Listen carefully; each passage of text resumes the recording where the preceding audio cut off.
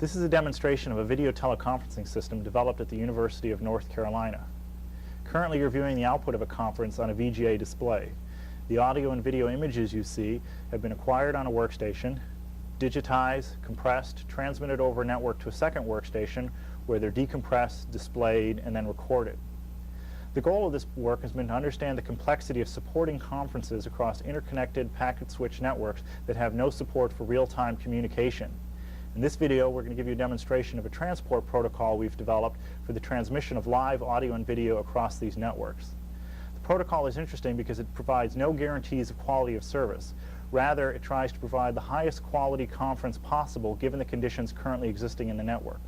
And we hope to demonstrate empirically is that the quality of these conferences is acceptable.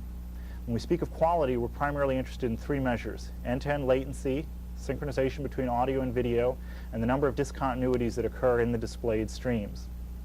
And the key problem this protocol is trying to deal with is jitter in the arriving audio and video streams. Jitter is problematic because it can cause discontinuities in the displayed streams and can lead to high latency. The protocol deals with jitter through the combination of four techniques. The first is to dynamically vary the synchronization between audio and video, specifically to let audio get ahead of the video, and this allows us to deal with short-term bursts in the network load. The second is to dynamically adapt the video frame rate to that currently sustainable in the network. The third is to transmit audio redundantly, that is, transmit packets of audio multiple times to ameliorate the effects of packet loss. And the final thing is to monitor the load in the network to ensure that we're always transmitting audio and video with minimal latency. To begin, I'd like to give you a feel for some of the parameters of conference quality that are beyond our control. In the lower right-hand corner, you see the output of a conference, that is the digital video. In the upper left-hand corner, you have the output of an analog conference. The camera that we use is simultaneously providing video input to an analog conferencing system and a digital conferencing system. The audio that you're listening to corresponds to the digital system. The first thing to note is obviously the poor quality of the digital images. This is because the audio and video are being compressed and then decompressed, and it's lossy compression. The second thing to note is that there's a significant amount of latency inherent in the digital system. For example, what you're currently viewing is the digital system being about 170 milliseconds behind the analog system. The reason for this latency is that the compression and decompression phases occur sequentially, and this simply takes time. One of the parameters of conference quality that we can manipulate is synchronization between audio and video. When the network gets loaded, one of the things we'll do is play the audio before the video, and we'll do this to minimize the number of discontinuities that will occur in the audio streams.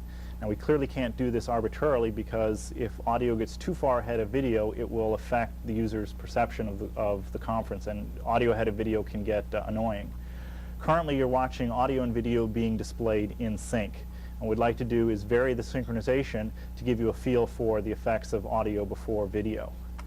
Now audio is 1 frame time ahead of the video as I speak. Audio is now 2 frame times ahead of video.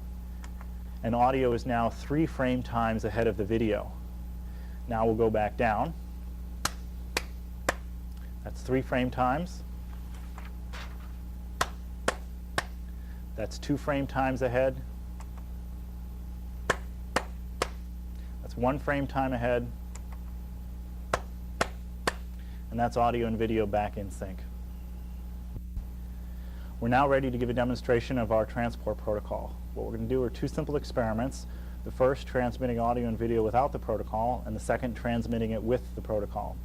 In the first case, what you're going to see is jerky video because frames aren't being displayed because they're being lost in the network or not arriving on time. And audio should have a lot of pops and static in it, again, because frames are being lost or not arriving in time. This is the case without the protocol. Currently, there's no traffic in the network. Now the network becomes lightly loaded. I'll give some motion here so you can see the effects of on the video. Now we go to a moderately loaded network. This is moderately loaded. This is the moderately loaded network. Now we'll go to the heavily loaded network. This is the heavily loaded network case. Now from the heavily loaded network case, we'll go back to the moderately loaded network. This is the moderately loaded network again. From here, we'll go back to the lightly loaded network. This is the lightly loaded network case. And now we'll go back to the idle network. In all cases, this load is being generated artificially to simulate the effects of other conferences and bulk data transfers such as file transfers.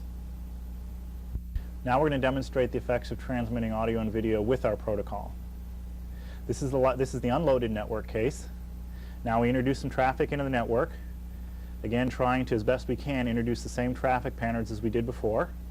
Now we go from the lightly loaded case to the moderately loaded case. This is the moderately loaded network. For the moderately loaded network, we're going to go to the heavily loaded network. This is the heavily loaded network case. From the heavily loaded network, we're now going to go back down to the moderately loaded case. This is the moderately loaded case. From the moderately loaded case, we're going to go back down to the lightly loaded case. And from the lightly loaded case, we go back down to the idle network case. Let's watch the two experiments again, first without the protocol and then with the protocol. Now we go to a moderately loaded network. This is moderately loaded. This is the moderately loaded network. Now we'll go to the heavily loaded network. This is the heavily loaded network case. Now from the heavily loaded network case, we'll go back to the moderately loaded network. This is the moderately loaded network again. Now we go from the lightly loaded case to the moderately loaded case. This is the moderately loaded network. For the moderately loaded network, we're going to go to the heavily loaded network. This is the heavily loaded network case. From the heavily loaded network, we're now going to go back down to the moderately loaded case. This is the moderately loaded case. This concludes our demonstration.